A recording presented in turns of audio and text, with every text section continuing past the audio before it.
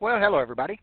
Hey, what I need to do with you today, or what you missed in class the other day, is you missed our Day 4 class word problems. So what you need to have in front of you is the Day 4 worksheets, and there's a total of 3 of them. One of them class, 2 of them are the assignments. So I'll talk more about the assignments after I've kind of showed you everything. But if you would, have in front of you the one that says Day 4 Class Systems, the one that has LeBron James at the start. Now, these are your answers from last class, so you can pause the video and make sure that you understand those. If you understood these problems, you're going to be okay on the investment kind of problems. But those were those. Now, you did miss a homework quiz today. What's on the homework quiz? Solving systems that look like that.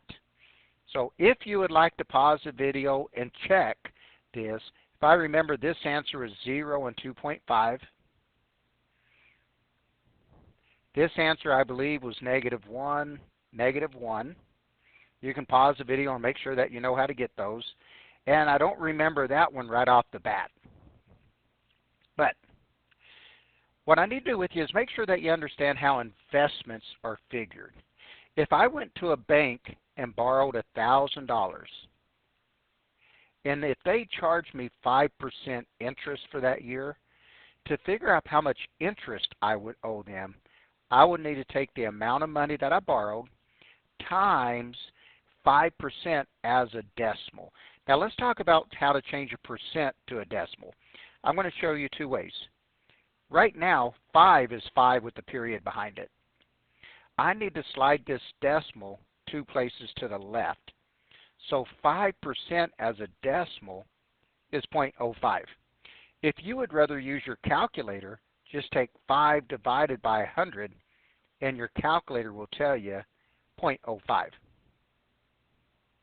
If I wanted to borrow money and it's at 7.5%, as a decimal, this would be 7.5 divided by 100, or it would look like this. My decimal's right there, slide it 2 to the left. So there is 7.5% as a decimal. 0.075. Now, if it's over 10%, it gets a little easier. 12% as a decimal is simply 0.12. That's going to be some things that you'll need to know. Now, come over to your first one. These set up just like we did last class. It says LeBron James invested $1,500, some at 10% and some at 9.5%. So here's what happened. LeBron James has a little bit more money than $1,500. He's going to go to 2 different banks. One bank's paying him 10%. The other bank's paying him 9.5%. When I set this up, I'm going to let X be the amount that LeBron puts in at 10%. I'm going to let Y represent the amount that he invests at 9.5%. Now, when I set this up, the amount that he puts in at Bank A plus the amount that he puts in at Bank B is going to be a total of $1,500. Now, my other equation, I need to tie in the interest. 10% as a decimal is 0.10. So we're going to have 0.10x plus 0.095y equal the 145. Just like last time when I said dollar amount, dollar amount, dollar amount, I'm going to say that again, but this is an interest rate, an interest rate, an interest amount. So the interest rates and amount go together. Now guys, once you have this set up, everything is just like what we did last time. Let's make something drop out. So I'm going to multiply the top by -0.10. So I'm going to get -0.10x minus 0.10y equal -0.10 times 1,500 is -150. The bottom equation I decided to leave the same.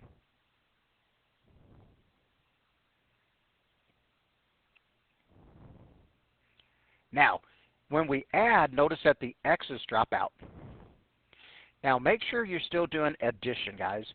So I'm going to go -0.10 plus 0.095. When you type that in your calculator, you should get negative 0.005 y. And negative 150 plus 45 is negative 5. Now let's bring this home. Let's divide both sides by negative 0.005. And I'm going to get y to be 1,000. Now, just like last time, I'm going to go plug it into the top equation. So I'm going to plug that right there.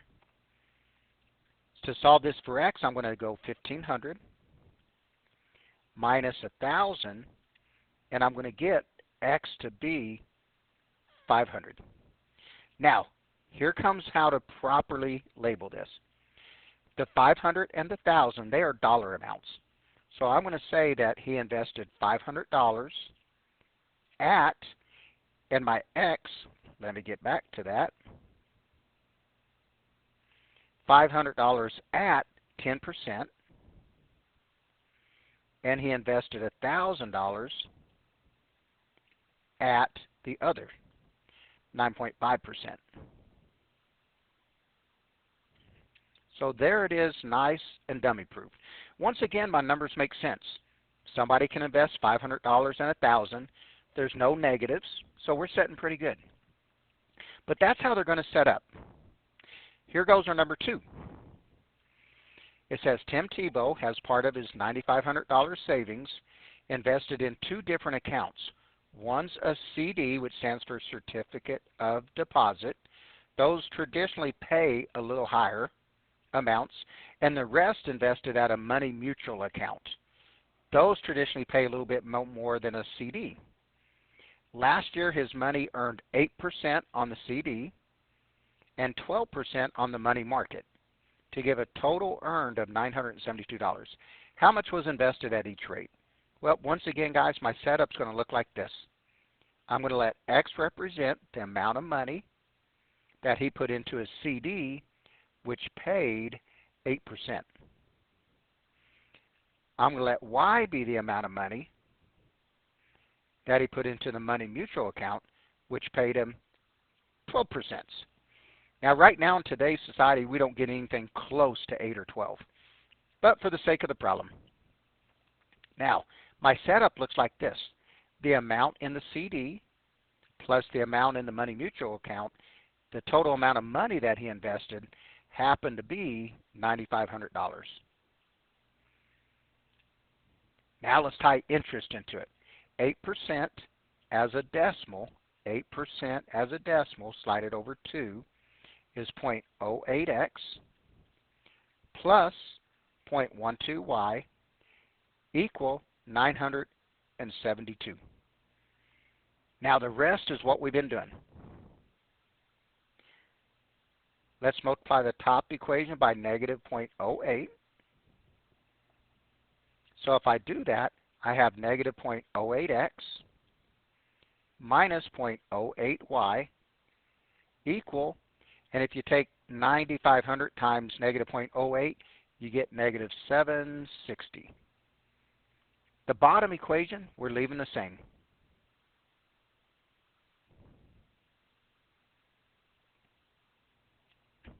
Now when I add, those are out of there. Negative 0.08 plus 0.12 gives me 0.04y equal negative 760 plus 972 gives me 212. Let's divide both sides by 0.04 and get y to be, in this case, 5,300. To get my x number, let's go 9,500 minus 5,300, and I'm going to get 4,200.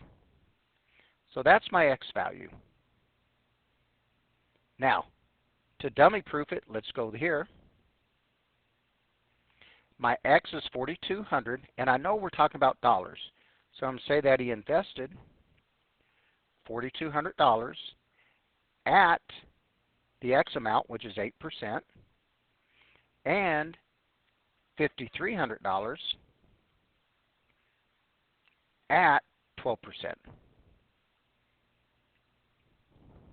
So guys, there's our investments. There's our investments. Now, what I did in class is I skipped this problem, and I had them start day 4 worksheet, the one that says investments. Now, we're not going to stand here for 10 minutes and let the time run. So if you'd like to pause the video and start, you could do that. I will tell you that number 1, your answer should be $12,000 at 12%, and your number 2 should be $8,000 at 14%. So if you wanted to pause the video and make sure you get those, that's what that one is. And I'll tell you, your number 2 should have been $15,000 at 15% and $5,000 invested at 12%. Now, otherwise, guys, what I'm going to do is I'm going to go ahead and continue on to your systems worksheet. So you'll need to flip your class examples over and get to the one that starts off with Rockstar. Now, these mixture problems are a little bit different. We're only going to do 2 of them, and I'm going to mention how to set up the 3rd one. So we probably got about 10 to 12 more minutes on the video. So I'm going to start right here, though, guys. Right now I got 2 beakers of a solution. I'm going to call it Gatorade solution. This solution here is 20% Gatorade. This one over here is 5%. Now I'm going to tell you a true statement here. If I dump some of this weaker Gatorade into this stronger Gatorade, I'm going to make this Gatorade weaker because I'm adding a weaker solution to it. Now, if I dump this Gatorade into this Gatorade, then I'll make this Gatorade stronger. But guys, no matter what I do, when I mix these together, I will always have a number between 5% and 20%. I cannot make this one stronger because I don't have a stronger solution. I cannot make this one weaker by using these 2 solutions. Now think about this one. This time I got 3 beakers. I can mix 2 of these beakers together to obtain this 3rd one. So here goes my thinking. If I mix these 2 together, I'm going to get something between 13 and 21. I cannot get to a 26. If I were to mix these 2 together, I'm going to get something between a 21 and a 26. So there's no way to get a 13. Notice what I have to do. I have to mix these 2 together. Because if I mix those 2 together, I'm going to get a number between 13 and 26. And that's what the 21 is. I want to point this out. This happens to be my highest. This happens to be the lowest. This happens to be the one in the middle. Now, when we set up mixture problems, we're going to set them up like this. We're going to draw a box. The box will help you set up the equation. So if you would, draw a box that has 4 rows and 3 columns. It doesn't have to be a pretty box, just one big enough for you to write in.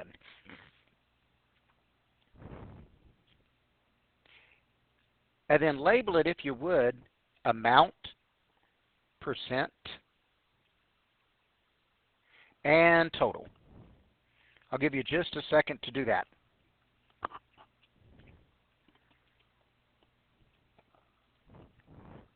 Now, you'll recognize a percent problem or a mixture problem because of the different percents. Notice that I have a 12%,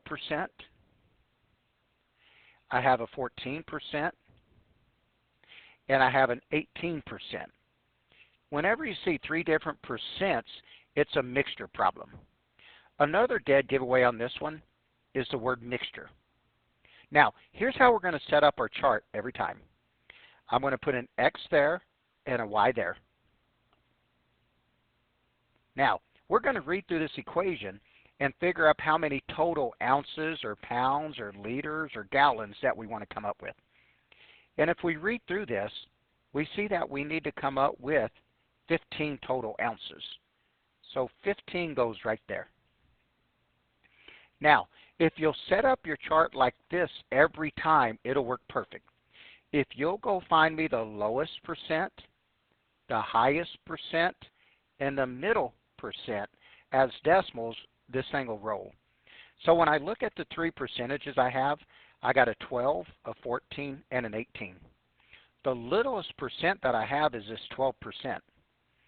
12% as a decimal is 0.12. Now let's go get the highest percent. The highest percent as a decimal is 0.18. Now the middle percent, the one left over, is 0.14. Here's what this column says so far. It says, hey guys, I could mix a 12% solution and an 18% solution and get something in the middle. And in this case, that happens to be the 14% solution. Now to get your totals, just multiply straight across. So this becomes 0.12x, this becomes 0.18y, and 15 times 0.14 is 2.1. Now there's a lot of information hiding in this chart. I labeled my x and y. I know how much secret solution I need. I need 2.1 ounces. Here's how our setup looks now. My first column is, or my first sentence is x plus y is 15, right there. My second equation comes right here. 0.12x plus 0.18y equal 2.1. There's my two equations. We just used the box to help set them up. Now, when we solve these, do them just like we've been doing, I'm going to multiply by negative 0.12. Now, it is okay to get a decimal on these because we can have 12.2 ounces. So decimals are okay. This one doesn't have one, by the way. So this becomes negative 0.12x minus 0.12y equal negative 1.8. The bottom equation stays the same.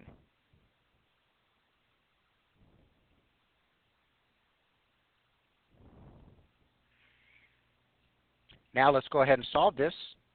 X's cancel out. Negative 0.12 plus 0.18 is 0.06y equal 0.3. Negative 1.8 plus 2.1. Let's divide both sides by 0.06. And I'm going to get y to be 10. Well, guys, we know that we need 15 ounces all total, there and there. So my x value must be 5. Now to dummy proof this. I need 5. Now read what our units are. Are they gallons, liters, ounces, pounds? In this case, they're ounces. So I need 5 ounces at 12%. That matched up my x. I need 10 ounces at 18%. So there's our mixture problems. I'm going to set up number 2 with you and solve it because it has a decimal. And it's okay to have a decimal. So here's our number 2. Once again, guys, if you would, go ahead and draw your box and label that as the amount, the percent, and the total.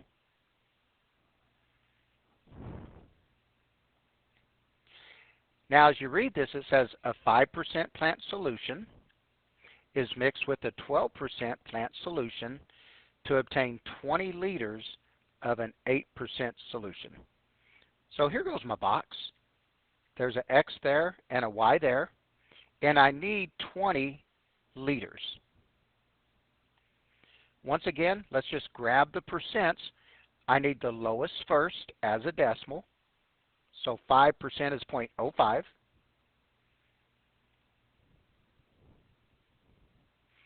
My highest is 0.12. My middle is 0.08. multiply straight across, and get 0.05x, 0.12y, and then 20 times 0.08 is 1.6.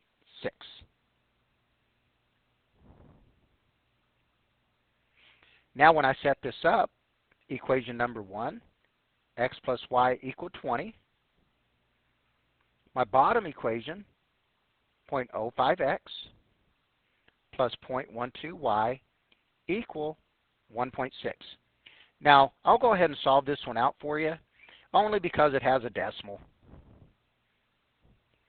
I'm going to multiply the top by negative 0.05. So I have negative 0.05x minus 0.05y equal negative 1. Our bottom equation we left the same.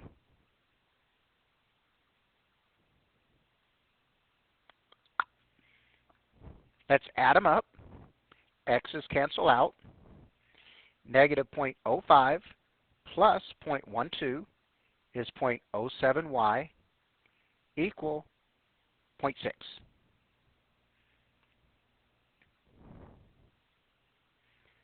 Let's divide both sides by 0.07, and I get y to be about, notice the approximately that I put in there, and we'll go one decimal traditionally on these guys, so 8.6. 20 minus 8.6 tells me my other number must be about 11.4. Now, to label this, I'm going to say that there's about approximately 11.4 liters at 5%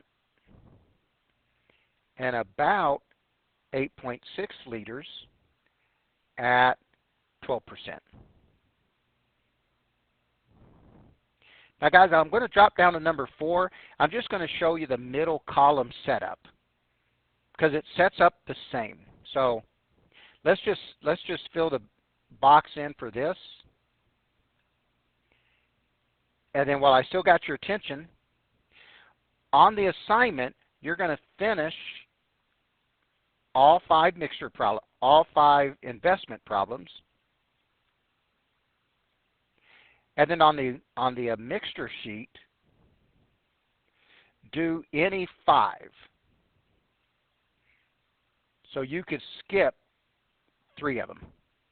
If you do them, I will of course give you extra credit. Now, on this one, we're mixing candy this time. So I'm going to put an amount. Notice that there's no percents, but there's 3 different prices and total. Well, when I set this up, this is still X, this is still Y, and we want to end up with 5 pounds of candy in this case.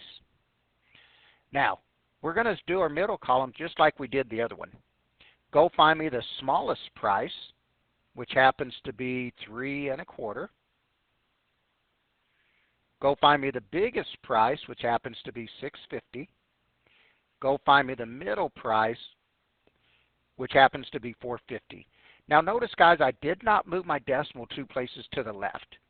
The reason I didn't, these were not percents. So don't move your decimal. And then, guys, the rest of it looks the same. So, guys, there's the assignment. We are almost done with this chapter. It's a review day next time, and then the test the following time. So make sure you do a good job on these. Good luck to you.